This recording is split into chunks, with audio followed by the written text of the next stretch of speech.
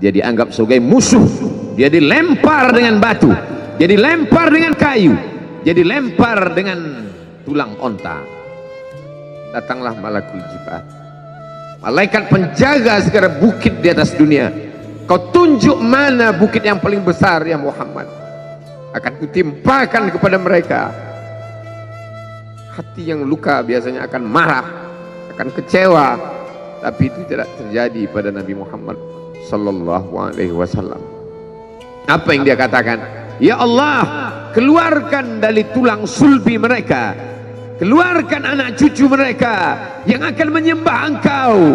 Tidak ada satupun yang akan mempersekutukan Engkau di atas muka bumi ini.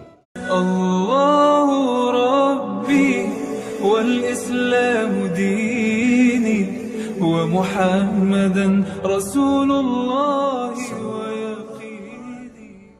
Semua orang senang melihatnya karena dia bersih, karena dia rupawan, karena dia sopan dan santun, karena ayahnya meninggal dan ibunya juga sudah lama meninggalkannya. Orang kasihan melihatnya. Maka karena kesenangan hati mereka, mereka sendiri yang memberikan gelar untuknya yang belum pernah mereka berikan kepada orang sebelum dia. Gelar itu bernama Al-Amin, orang yang layak menerima amanah. Amin diambil dari 3 huruf, alif, mim, nun. Dari kata alif, mim, nun muncullah kata amanah. Orang yang mampu menerima amanah disebut Al-Amin. Kita mengatakannya jujur. Lawan daripada amanah adalah khianah, al-khain, pengkhianat. Dia tidak berkhianat. Dia adalah seorang yang mampu mengemban amanah dan terpercaya.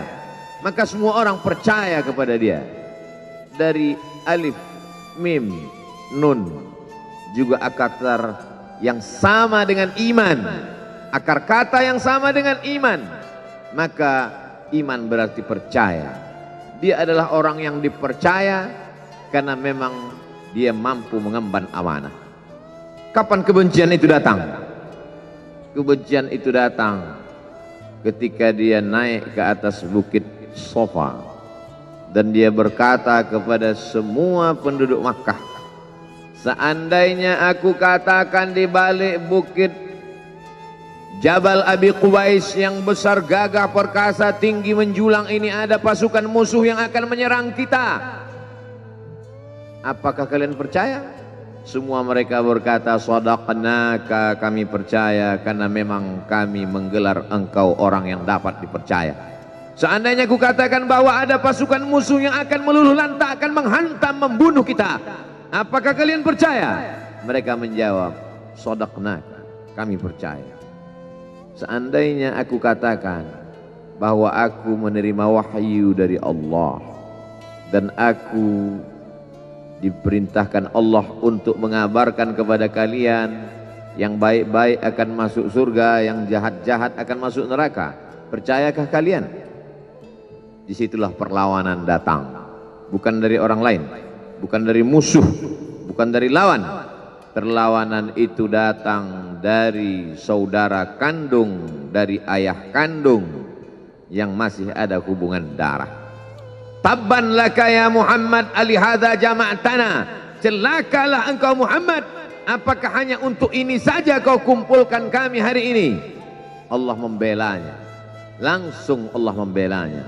Dia tidak membela dirinya, tapi Allah mengatakan tabbat yada abi lahabi wa tabba ma aghna anhu maluhu, hartanya tak ada berguna, wa ma kasab, hasil usahanya tak mendatangkan manfaat, wa mra'atuhu hammalatal hatab, istrinya menjadi pembawa kayu bakar, simbol dari adu domba, kata-kata yang membuat menyakitkan hati yang dibawa oleh Ummu Jamil istri Abu Lahab untuk menyiksa, menjelekkan, membuli, menebarkan berita untuk membunuh karakter Sayyidina wa Maulana Muhammad sallallahu alaihi wasallam.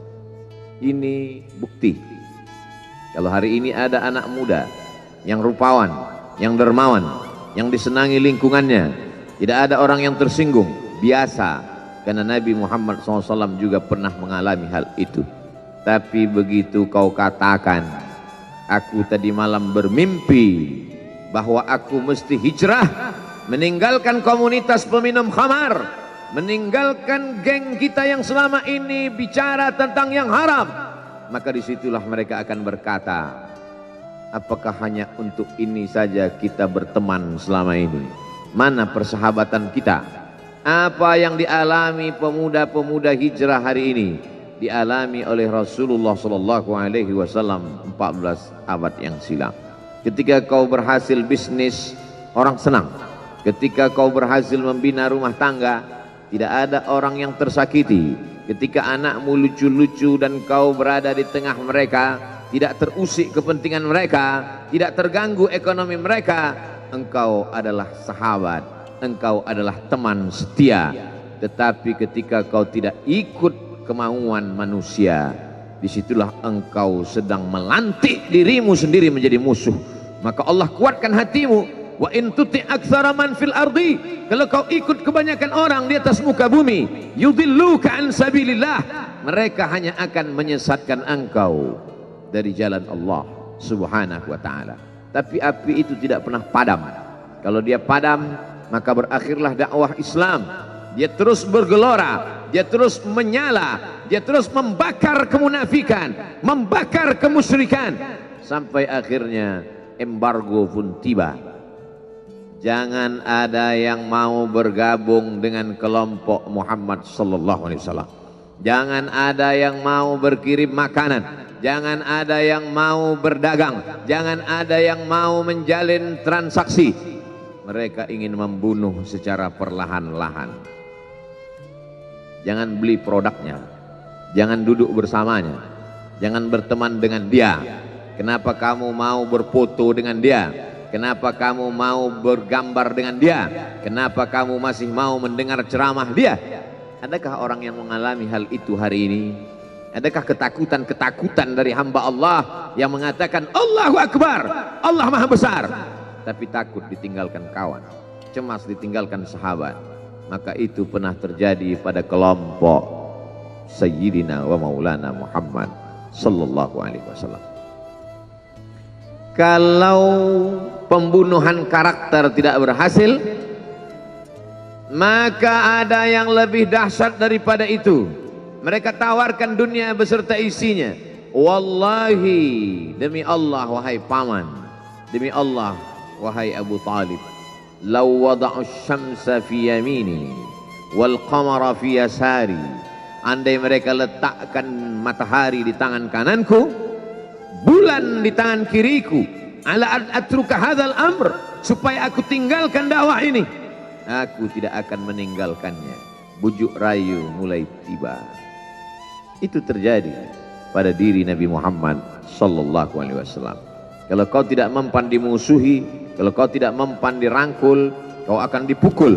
Kalau kau tidak mempan dipukul, kau akan dirangkul. Berbagai macam cara, dari mulai yang paling keras sampai yang paling lembut, dari mulai yang paling lembut sampai yang paling keras, sampai akhirnya tempat bergantung itu hilang, lenyap, musnah. Ada dua tempat bergantung, saudara kandung ayah Abu Talib.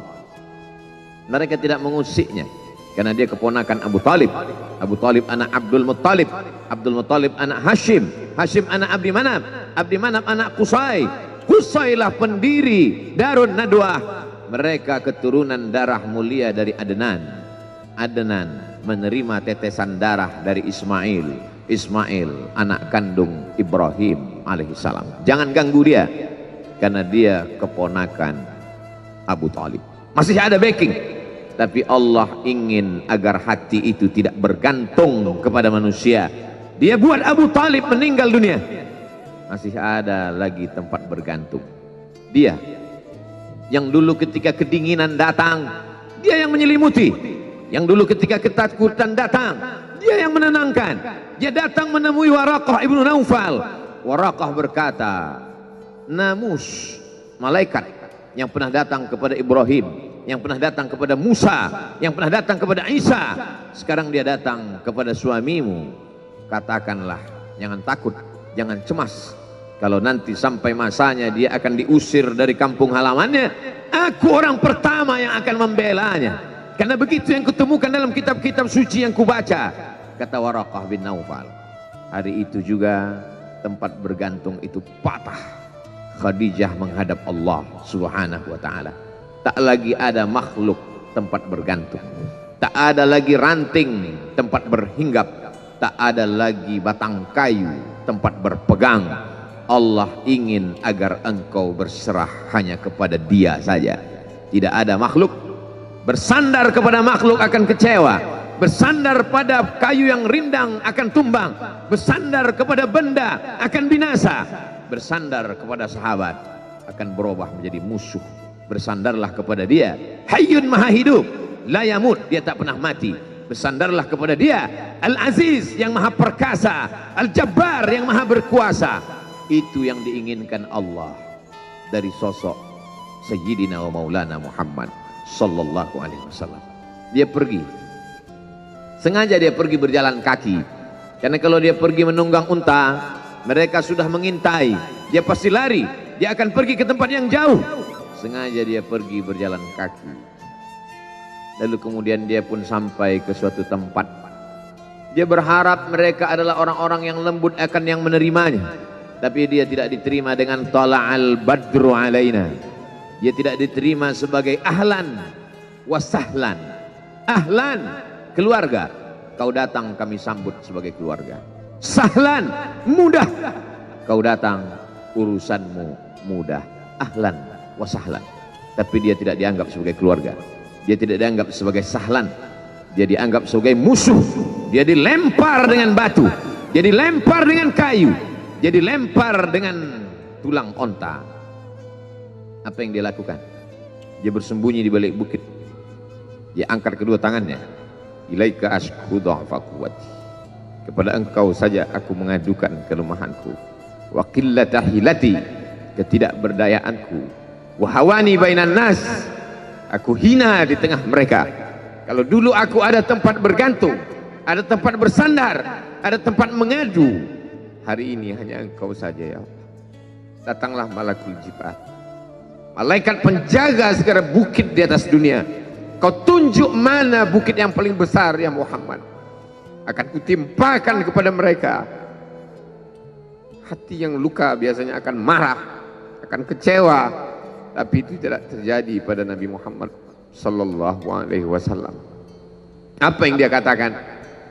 Asallah an yukhrij min aslabihim man ya'budullaha wa la yusyrika bihi syai'a.